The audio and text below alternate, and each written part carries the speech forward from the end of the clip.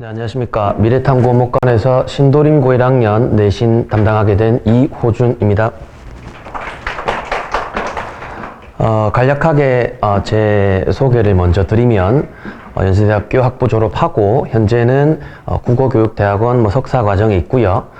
지금은 오목 캠퍼스랑 저기 마포 캠퍼스에서 고1, 고2 내신 담당을 하고 있습니다. 이전에는 국어전문학원에서 고1, 고2 내신 전문을 했었습니다. 본격적으로 이제 설명에 들어가기 앞서서 학부모님들이랑 학생들 눈치를 챘을지 모르겠지만 제가 고향이 부산입니다. 예. 부산에서 올라온 지 꽤 됐는데 아직도 능수능란하게 표준어 구사를 못합니다. 네. 이 정도면 안 하는 게 아니라 못하는 거라고 봐야 되는데, 그렇지만 저 지금 최대한 신중하게 좀 표준어를 써보려고 하고 있는데, 이게 저도 흥분을 하다 보면 수업 때 이제 잘 안 나와요. 예, 사실 못 씁니다. 예. 그렇지만 이제 학생들이랑 수업해보면 애들이 하는 말이, 그냥 평이하게 강조하는 것보다 저만의 이런 악센트로 강조하니까 좀 재밌다. 좀 더 귀에 들어온다. 이런 평이 많았어서, 전혀 우려하실 필요 없습니다. 네. 최대한 표준어로 해보도록 하겠습니다. 자, 우선 목차입니다. 학생들이 이제 중3에서 고1 올라오면 모르고 있습니다. 국어, 문학이 무엇인가. 일단 1학년 때는 문학을 하게 되고 2학년부터 선택 과목이랑 독서를 하게 될 텐데 문학도 마찬가지겠지만 국어에서 문학이 무엇인가. 그 다음 신도림고 국어 내신 출제 경향과 요거에 맞춰 가지고 어떻게 대비를 해야 하는지, 그 다음에 수업 진행 방식이라든가 그런 것들 알려드리도록 하겠습니다. 문학에도 원리가 있을까? 이렇게 이제 애들한테 물어보면 무슨 뚱딴지 같은 소리냐? 문학의 원리가 어딨냐? 시 읽어, 문제 풀어, 맞았어? 동그라미 해. 이런 식의 어떤 접근은 중학교 때나 통하지 고등학교 때는 통하지 않습니다. 예. 보시면 문학의 원리가 있어요. 자, 첫 번째로 모든 문학 작품의 출발점은 따지고 보면 불만족입니다. 불만족. 지금 여기 학생이 왔는데 수능을 지금 당장 풀었을 때 자고 일어나서 풀어도 1등급 100점 다 맞으면 만족스럽잖아요. 그죠? 그러면 굳이 이 학원에 올까요? 저 학원에 갈까요? 안 가요. 어떨 때는 3등급, 4등급 또 컨디션이 좋아 1등급 롤러코스터를 타니까 불만족스럽고 걱정이 되니까 여기 들을까 저기 들을까 여기 가볼까. 즉 옛날의 시인들도 마찬가지입니다. 대표적인 불만족으로는 여자친구 임과 헤어졌어요. 임의 부재, 일제강점기 때 고향 상실, 가족 해체, 이상과 현실의 괴리감, 전쟁. 결국 따지고 보면 시인이나 소설가들이 작품을 만들어내는 이유는 불만족입니다. 불만족. 이게 바로 우리가 보고 있는 까만 글씨, 지문 이면에 숨어있는 문학의 본질이라는 거예요. 이건 내신에서 뿐만이 아니라 수능 모의고사에서도 충분히 적용이 되는 문학의 원리이기 때문에 반드시 좀 인지하고 들어가는 게 중요하고요. 그렇다면 너무 좀 형이상학적이다. 결국 우리가 문학작품을 읽으면서 어떻게 읽어내야 하는가, 요 원리 5가지만 스스로 찾을 수 있으면 됩니다. 첫 번째, N이라고 하는 거는 우리 중3 때 많이 들어봤을 겁니다. 나레이터라고 하여 시적 화자. 근데 내신에서는 선생님들이 어떤 것까지 물어보냐면 시적 화자가 표면상에 드러나 있냐 아니면 숨어 있냐 이런 것들도 종종 물어보거든요. 예. 나라든가 내라든가 우리 같은 게 표면상에 나와 있느냐 없느냐. O는 오브젝트라고 하여 결국 이 시에서 말하고자 하는 시적 대상이 무엇인가. 예. 그 다음에 R이라고 한다면은 결국 리액션이 되겠죠. 그래서 네가 말하고 싶은 게 뭔데? 화자의 감정, 의도, 정서 모든 게 될 것이고요. 자, S는 시츄에이션인데 제가 첫 번째 말씀드렸죠. 첫 번째 보시면 모든 문학 작품의 출발은 결국 불만족이다. 그러면 플러스 S가 아니라 마이너스 S에서 출발할 것이다 라는 짐작을 가지고 지문을 보는 거랑 아무 생각 없이 그냥 무지성으로 보는 거랑 확실히 지문을 이해하고 문제 풀어 나가는 데 있어서 가면 갈수록 차이가 날 겁니다. 여기까지는 문학 작품의 어떤 내용적인 측면이라면, 근데 우리가 이제 문제를 풀어야 되니까 뭐까지? H까지 알아야 하는데 이건 무엇이냐? how입니다. how. 즉 쉽게 말해서 표현상의 특징인데, 제가 예를 들어서 지금 뭐 여자친구가 없어 보이지만 있습니다. 있는데 지금 이별했다라고 가정했을 때 그냥 엉엉 슬퍼 이게 시가 되지 않잖아요. 응당시라고 하면 고전이든 현대든 맛있는 표현법들이 숨어 있거든요. 뭐 의인법이라든가 뭐 수미상관이라든가 그런 것들, 그런 것들을 찾아낼 수 있어야 합니다. 즉 이런 문제는 당장의 모의고사에서도 무조건 나오고 쌤들이 문제를 만들어낼 때도 무조건 출제를 하는 부분이기 때문에 학생들 스스로 찾아낼 수 있어야 합니다. 물론 저랑 모든 수업 매 시간에 같이 연습을 하겠죠. 그 다음에 이제 소설인데요. 보시면 사건형 갈등, 뭐 심리형 갈등 이게 다예요. 사실 소설은. 사건형이란 말은 쉽게 말해서 여러분들이 아는 걸로 풀어보자면 외적 갈등, 즉 인물과 인물 간의 외적 갈등. 심리형 갈등은 주로 이제 소설에서, 현대 소설에서 나오는 내적 갈등. 지금 뭐 학생들에게 대입해보면 설명이고 나발이고 그냥 집에 갈까? PC방 갈까? 요런 이상적 자아와 아니야 나 공부해야 돼. 우리 학교에서 뭐가 나오는지 들어야 돼. 현실적 자아 사이에서 막 싸우는 거죠. 예. 그런 게 바로 소설의 원리 되겠습니다. 그 다음 마지막은 1번부터 3번까지를 전체적으로 말하는 건데 작용과 반작용이라는 것입니다. 즉 불만족이라는 작용이 시인에게 가해졌기 때문에 화자의 어떤 리액션이라는 반작용이 나오는 거예요. 이게 꼭 과학 개념에서만이 아니라 이런 것들을 인지하고 지문을 보느냐 안 보느냐 가면 갈수록 차이가 나요. 가면 갈수록. 그러니까 이러한 원리를 지금부터 늦지 않았기에 체화시켜 나가야 돼요. 누가 뭐래도 뭐 NORS 스스로 찾아볼 수 있도록. 네. 안타깝게도 이러한 원리를 물어보면 세 가지 부류의 학생들이 있더라고요. 원리가 있는 줄도 모르는 학생, 뭐 좀 암울하고, 이런 원리가 숨어 있다는 거를 알기는 알지만 시험 문제에서 적용을 못해요. 어버버대다가. 그 다음에 세 번째는 드물지만 이런 원리도 알고 있고 자기 나름대로 시험장에서 충분히 풀어낼 수 있는 학생. 뭐 저랑 한다면 좀 세 번째 방향으로 나아가야겠죠. 자, 결국 어떤 학생들이 좀 같이 저랑 나아가 보면 좋을지 말씀을 드리면 아직도 문학의 원리가 무엇인지 모르는 학생들, 우리 멀게 보자면 결국 이 마라톤의 종착지는 내신도 있지만 수능 아닙니까? 수능. 당장 지난 수능만 보더라도 문학 지문의 난이도가 꽤 올라갔어요. 예, 뭐 그 만점자 학생도 말해보면 현대소설이 어려웠어요 하는 거 보아도 물론 계속 EBS 연계가 되겠지만 당장의 그 먼 미래가 아니라 지금 당장 내신에서도 문학의 원리가 반드시 적용이 됩니다. 그 다음 이런 원리를 토대로 교과서 작품이든 외부 작품이든 좀 분석하는 습관을 길러보고 싶다. 그걸로 또 기출 문제까지 한번 풀어보며 심학습도 해보고 싶다 하는 학생들이 저랑 좀 같이 간다면 뭔가 좀 극한의 시너지를 낼 수 있지 않을까 생각이 듭니다. 자, 일단 신도림고 국어는 보통입니다. 보통 약간의 차이가 있을 수 있지만 1학기 중간고사에는 뭐 1, 2단원부터 3-1 음운변동까지 들어갑니다. 보통은. 음운변동이라 하면 우리가 중3 때 배웠던 음운에서 좀 뭐 세네 발짝 더 나아가서 학생들이 꽤 어려워하는 문법 개념입니다. 자, 그 다음 1학기 기말고사는 3-2 한글 맞춤법부터 뭐 보통은 5단원까지 이렇게 형성이 되어 있는데 보시다시피 이 교과서가 좀 작품 수가 좀 빈약해요. 그러다 보니 선생님들이 좀 외부 지문을 수시로 첨가합니다.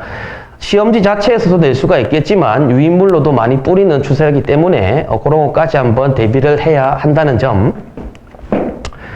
자, 신도림고 내신 출제 경향인데요. 보시면 일단 중학교가 아니기 때문에 당연히 수능형 국어 개념 선택지를 요하고 있어요. 보시면 필수적인 문학 개념어를 숙지하고 있는지, 그리고 지문에 근거하여 자기 어떤 주관적인 공감 뇌피셜이 아니라 지문에 근거하여 선택지를 분석할 수 있는지를 요구하고 있습니다. 앞서 보시면 이 필수적인 문학 개념어는 국어라는 과목이 좀 그래요. 좀 공부를 했는데 가시적인 성과가 안 나오고, 그 이유는 이런 필수적인 문학 개념어를 차차 쌓아 나가야 하기 때문입니다. 수업 시간에 계속. 두 번째는 교과서 범위가 아까도 말씀드렸다시피 조금 작아요. 그렇기에 현대소설이나 교과서에 있는 고전시와 관련된 작품들이 추가 지문으로 유인물로 나옵니다. 그 다음으로는 외적 증거를 활용하여 선택지를 분석하거나 즉 수능형과 유사하다고 볼 수 있는데 학교에서 유인물로 안 주고 갑자기 외부 지문을 선택지 1번부터 5번 중에서도 낼 수도 있습니다. 내고 있습니다. 지금. 마지막으로는 좀 다른 여타학교와 다르게 교과서 범위 외의 문법 개념까지 조금 요구하는 추세예요. 즉 고1 같은 경우에는 음운변동, 한글맞춤법, 문법 요소, 중세국어가 반드시 교과서에 포함되어 있는데 그 이외에 뭐 단어라든가 문장이라든가 그런 것까지 선생님들이 물어보시기 때문에 아마 신도림고에서 내신 대비를 한다면 문법 교재가 아마 따로 고등문법 전체 모의고사까지 포함할 수 있는 그런 문법 교재로 진행을 할 것 같습니다. 보시면 실제 시험지인데요. 자, 뭐 팟앗과 뭐 팟으로 뭐 문법 되겠죠. 중세국어 문법도 보시면은 이런 것들이 이제 외부 지문으로 심지어 중세국어까지도 외부 지문이 나오는데 좀 까다로워요. 문법이 까다롭고 다른 여타 학교들보다. 그리고 이런 것들이 이제 다지선다 유형이 되겠는데 다지선다의 장점이라고 한다면 알고만 있다면 무조건 맞추는데 단점은 애매하게 알면은 찍을 수가 없습니다. 1번부터 5번이 있다면 그냥 뭐 하나 찍어가지고 오 예스 하면 되는데 즉 다지선다 유형을 냈다는 점은 절대 찍는 것을 뭐 허용하지 않겠다. 너 기억부터 미음, 가부터 마 모두 다 알고 있어? 이런 것들을 물어보고 있는 유형이 되겠죠. 다음으로는 이제 모의고사가 아니라 내신에서 단골 손님 유형인데 뭐 밑줄 친 가는 이제 당연히 이제 교과서에 있는 지문인데 가의 전대, 위험한 곳의 함축적 의미가 뭐 다른 것은? 근데 1번부터 5번, 뭐 1번부터 5번 전부 다 외부 지문이에요. 학생들이 모르는 거예요. 그러니까 심지어 이제 학생들한테 물어보면 너 현대시가 좋아, 고전시가 좋아 물어보면 열이면 열 고전시가 너무 어려워 싫어요. 현대시가 더 나아요. 왜냐하면 현대시는 읽을 수는 있거든요. 이 글자 한글이니까 막차는 좀처럼 오지 않았, 안 오는갑다. 뭐 이렇게 읽을 수는 있는데, 고전시는 산촌에, 한자급수 시험 치는 것도 아닌데, 일단 요런 데서부터 막혀버리니까 심지어 이런 것들이 배점이 높은 문제인데, 점수가 안 나오고 등급도 조금 떨어질 수밖에 없지 않을까. 네. 다음으로는 보시면은 이거는 그냥 단독 외부 지문입니다. 선생님들이 유인물로 주셨던 정광용이 뭐 껍빛단 리 교과서에 없어요. 그냥 외부 지문으로 뿌린 거고 허난설원의 규언가 좋죠. 좋은 지문입니다. 학생들이 반드시 알아야 하는 그런 것도 외부 지문으로 뿌리고 그리고 나와 보기를 비교한 설명에서 나는 교과서에 있는 지문이지만 보기 같은 경우에는 유인물로도 없었던 그런 뚱딴지 같은 외부 지문이 나올 수도 있다는 점, 나오고 있다는 점 이렇게 시험지를 봤었고요. 그러면 짧고 어떻게 내신 대비를 해야 할까? 자 일단 저는 제 수업의 철학이자 그냥 처음부터 끝까지 앞서 말씀드렸던 원리에 따라서 교과서 지문이든 외부 지문이든 기출문제 풀면서 뭐 나오는 뚱딴지 같은 지문이든 전부 다 일관된 방향으로 분석을 해 나갑니다. 그래서 학생들이 뭐 억지로라도 그런 방향으로 분석을 하게끔 자, 그 다음으로는 기출문제 풀이를 통해서 이 기출문제라는 말은 당연히 신도림고 기출 포함해가지고 같은 출판사를 쓰는 다른 학교 기출문제까지도 같이 섭렵할 수 있겠죠.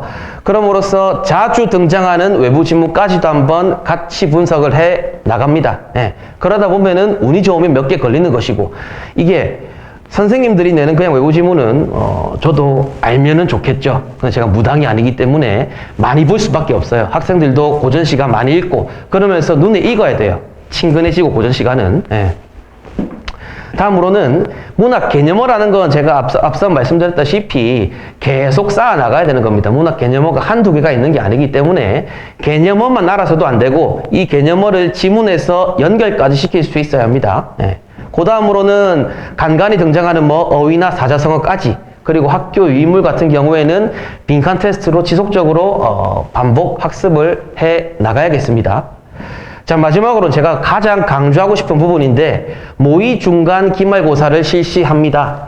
한 7, 8주차 정도 되면은 어느 정도 교과서 반복 학습도 되어 있을 것이고 외부 지문 학습도 되어 있을 것이기 때문에 자, 이 모의 중간고사를 실시하는 이유는 뭐냐? 최대한 신도림고 내신 유형이랑 유사한 문제를 제작해가지고 일단 당장 이 친구들이 3월 달에 모의고사를 보면 당황할 거예요. 3월 달에 모의고사 볼 텐데 왜냐? 시간이 너무 부족해가지고. 그러니까 첫째로 내신도 마찬가지인 학생들이 어려워하는 게 시간 관리가 안 돼. 시간 관리가. 즉, 한 30문제 안팎의 문제를 풀고 OMR 작성까지 같이 하는 거거든요. 요걸 한 1차에서 3차 정도 하면서, 아, 내가 빵꾸 난 부분이 무엇이구나. 아, 내가 요런 데서 시간을 좀 줄이고, 다른 데서 시간을 좀 풀어내야겠구나라는 전략을 좀 세울 수 있겠죠. 그 다음으로는, 뭐 말 그대로 실전 감각. 다른 친구들이랑 시험지 넘기면서, 쟤는 넘기네? 내가 늦는 건가? 아니야. 내 페이스대로 가자. 뭐 이런 실전 감각.